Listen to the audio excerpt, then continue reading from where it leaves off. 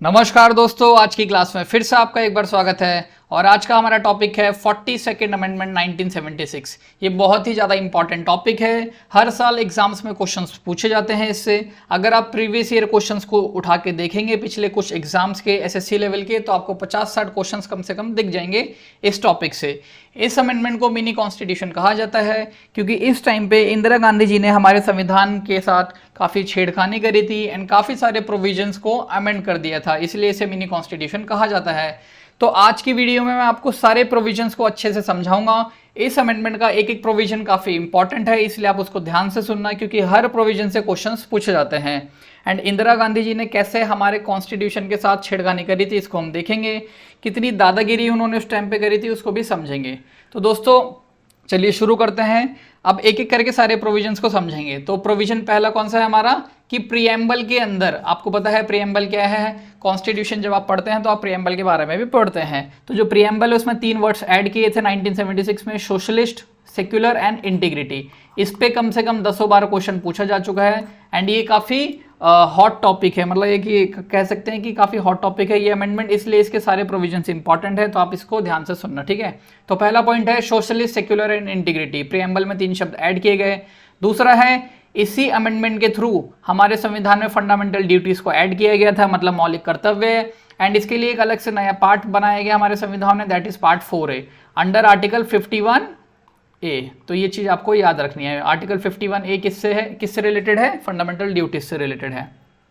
Then दोस्तों next provision है article 74 में इन्होंने थोड़ी सी छेड़खानी करी थी। फॉर एग्जाम्पल आर्टिकल 74 कहता है कि राष्ट्रपति साहब सिर्फ वही काम करेंगे जो काउंसिल ऑफ मिनिस्टर्स उनको एडवाइस देता है, ठीक है। बट ये मैंडेटरी नहीं था। उन्होंने इस आर्टिकल में बोला था कि राष्ट्रपति साहब को उनकी बात माननी है, बट कहीं भी ऐसा नहीं लिखा था कि मैंडेटरी है। बट 1976 में क्या हुआ, इंदिरा गांधी जी ने बोला कि अब इस चीज को मैंडेटरी कर देते हैं। मतलब इन्होंने बाउंड कर दिया राष्ट्रपति साहब को कि अब उनको सिर्फ वही काम करना है जो काउंसिल ऑफ मिनिस्टर्स उनसे बोलेगा करने को, ठीक है। नेक्स्ट प्रोविजन है ट्रिब्यूनल्स। 2 आर्टिकल्स ऐड किए गए, article 323A and article 323B। ये ट्रिब्यूनल्स आपने सुना होगा, CAT that is the central administrative tribunal, then NGT national green tribunal. तो ये सारे कहाँ से आए हैं, 1976 के बाद ही ये सारी चीज़ें स्टार्ट हुई क्योंकि इस अमेंडमेंट के थ्रू ट्रिब्यूनल्स को डाला गया था हमारे संविधान में। देन नेक्स्ट प्रोविजन क्या है कि लोकसभा एंड जो स्टेट की लेजिस्लेटिव असेंबलीज हैं उसमें कितनी सीट्स होनी चाहिए, ये 1971 सेंसस के हिसाब से किया जाएगा। कब तक के लिए इन्होंने इसको फ्रीज कर दिया, 2001 तक के लिए। मतलब अगर 2001 तक आपको पता करना है कि किस में कितनी सीट्स होनी चाहिए तो ये किस बेसिस पे किया जाएगा, 1971 के बेसिस पे किया जाएगा। नेक्स्ट प्रोविजन क्या है कि जो भी अमेंडमेंट ये लोग करेंगे हमारे संविधान में, जुडिशरी उसमें कुछ नहीं कर सकती। यानी जो हमारा सुप्रीम कोर्ट है, हमारा हाई कोर्ट है, वो इनको कोई रोक टोक ना करे। इन्होंने ऐसा प्रोविजन डाल दिया। देख रहे हैं दोस्तों कितनी दादागिरी इन्होंने करी। इसका अगर मैं आपको बैकग्राउंड समझाऊं तो बैकग्राउंड ये है कि ये अमेंडमेंट है सबसे पहले तो 1976 का, ठीक है। बट क्या हुआ 1975 में जब इन्होंने इमरजेंसी लगाई थी ना, उससे पहले एक कहानी थी जुडिशरी से रिलेटेड। मतलब आप कह सकते हैं कि इंदिरा गांधी जी और हमारी जो जुडिशरी है इनके बीच में काफ़ी मतभेद चलता रहा है। फॉर एग्जाम्पल 1975 में क्या हुआ कि इलाहाबाद हाई कोर्ट ने इनको बोला कि इंदिरा गांधी जी आपने इलेक्शन में घपलेबाजी करके अपने इलेक्शन को जीता है, तो इनको गिल्टी बता दिया गया कि इन्होंने घपलेबाजी करी है, उसके बाद ये इलेक्शन जीती हैं, इनको इनके पद से हटना होगा, ठीक है। ये इमरजेंसी लगाने से 10-15 दिन की पहले की कहानी है दोस्तों। तो क्या हुआ कि अब इलाहाबाद हाई कोर्ट ने बोल दिया। उसके बाद हमारे जयप्रकाश नारायण साहब ने एक रैली निकालने के लिए प्लान बनाया, तो इंदिरा गांधी डर गई कि अब ये जनता को जागरूक कर रहे हैं। तो इसी चक्कर में फिर उन्होंने हमारे राष्ट्रपति साहब से बोलकर इमरजेंसी लगवा दी। इसलिए इनका जुडिशरी से काफ़ी रिश्ता खराब चल रहा था क्योंकि जुडिशरी ने इनको फटकार लगाई थी कि आपने घपलेबाजी करी है, ठीक है। अब देखिए इन्होंने पहले तो बोल दिया कि जो अमेंडमेंट हम लोग करेंगे वो क्या है आपके, आप उसको रिव्यू नहीं कर सकते, मतलब जुडिशियल स्क्रूटिनी से इसको हटा दिया। दूसरा इन्होंने क्या किया, सुप्रीम कोर्ट हाई कोर्ट की पावर को कम कर दिया, curtailed the power of supreme court and high court judicial review की, और जो उनकी रेड ज्यूरिसडिक्शन की पावर होती है। देन दोस्तों Lok Sabha and state legislative assembly का इन्होंने टेन्योर बढ़ा के 5 साल से 6 साल कर दिया। आपको पता है कि जब हमारे देश में चुनाव होते हैं, कोई भी सरकार बनती है तो 5 सालों के लिए होती है, बट इंदिरा गांधी ने उसको 5 से 6 कर दिया। देन इसमें नेक्स्ट पॉइंट क्या है, provided that the laws made for implementation of the DPSP can not be declared invalid by the courts. देखिए यहाँ पे भी इन्होंने कोर्ट पे पाबंदी लगा दी। तो कोर्ट से इनकी दुश्मनी इसलिए शुरू हुई थी क्योंकि इलाहाबाद हाई कोर्ट ने इनको गिल्टी बता दिया था कि इन्होंने घपलेबाजी करके चुनाव जीता है, तो इसलिए ये कोर्ट से दुश्मनी, मतलब इनको लगा कि अब कोर्ट इनका दुश्मन है, तो इसलिए इन्होंने कोर्ट की सारी पावर्स कम करने पे लग गई। इस पॉइंट में क्या है कि डीपीएसपी, आपको पता है कि हमारे देश में कानून डीपीएसपी को देख के बनाए जाते हैं, directive principle of state policy.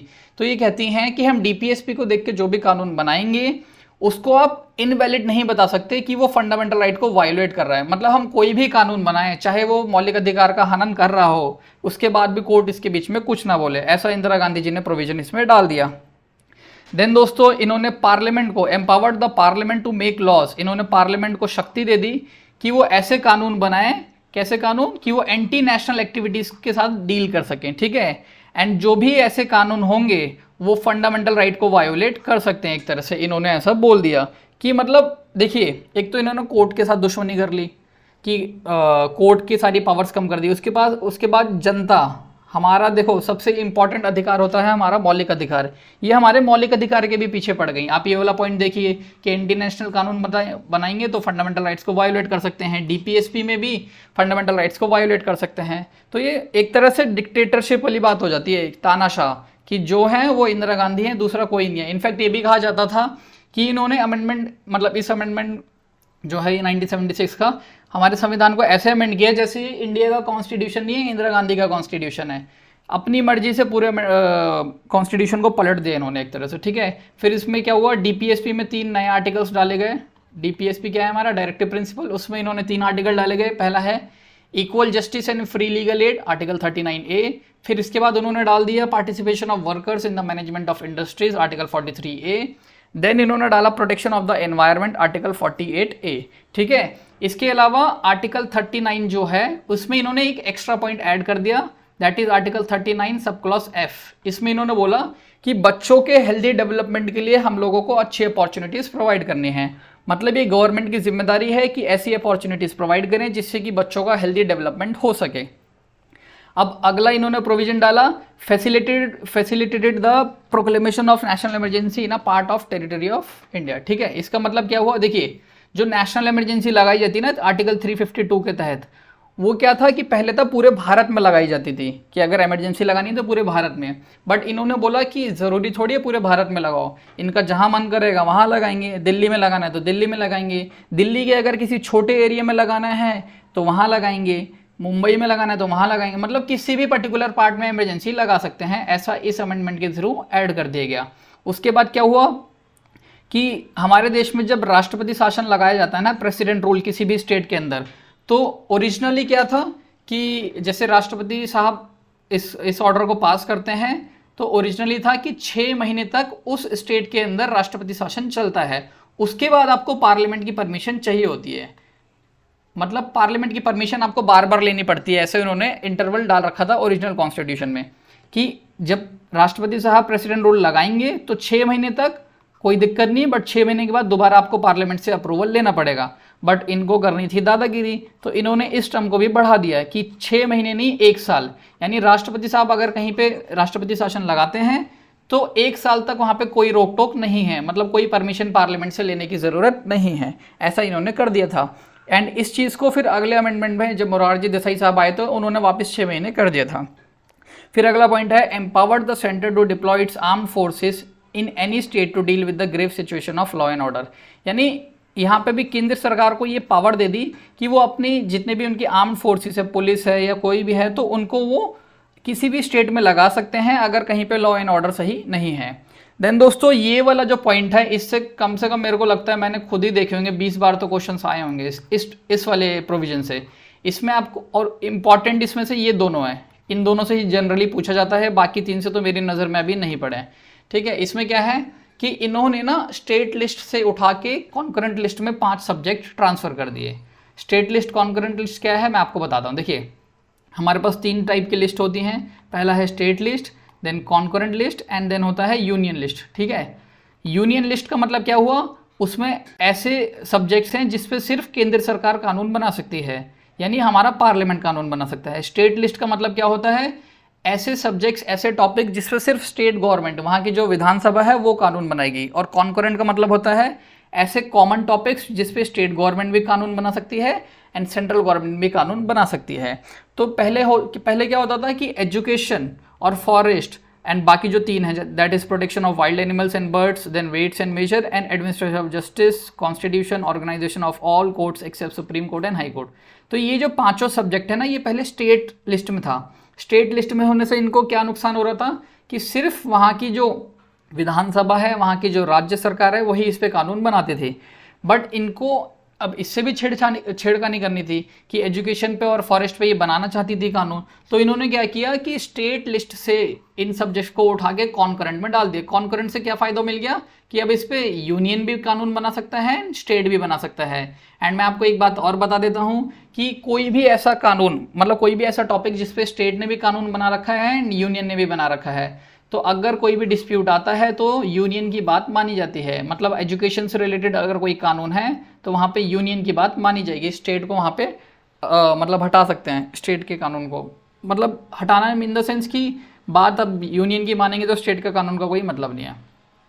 उसके बाद इन्होंने क्या किया, कोरम को भी हटा दिया। पार्लियामेंट एंड स्टेट लेजिस्लेचर जो हमारा होता है उसमें अटेंडेंस चाहिए होती है। अटेंडेंस इन द सेंस कि 10% वहाँ पे अगर अटेंडेंस होगी, फॉर एग्जाम्पल अगर 100 लोगों की कैपेसिटी है किसी हाउस की, मान लीजिए पार्लियामेंट में 100 लोग हैं, ठीक है, 100 में से अगर 10 लोग आएंगे तभी पार्लियामेंट का सेशन होगा, अदरवाइज सेशन नहीं होगा।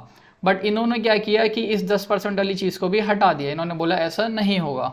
ठीक है, अगला पॉइंट है empower the parliament to decide from time to time the rights and privileges of its member and committees. ठीक है, तो ये तो इन्होंने पार्लियामेंट को ये अधिकार दे दिया है कि वो अपने मेंबर्स के लिए एंड मतलब संसद के एमपीज जो होते हैं प्लस कमेटी के जो मेंबर्स होते हैं उनके लिए अपने राइट्स और प्रिविलेजेस खुद से डिसाइड कर सके। फिर उन्होंने ऑल इंडिया जुडिशियल सर्विस को क्रिएट कर दिया। ठीक है, अब इसके साथ साथ इन्होंने सिविल सर्वेंट्स का भी अधिकार छीन लिया।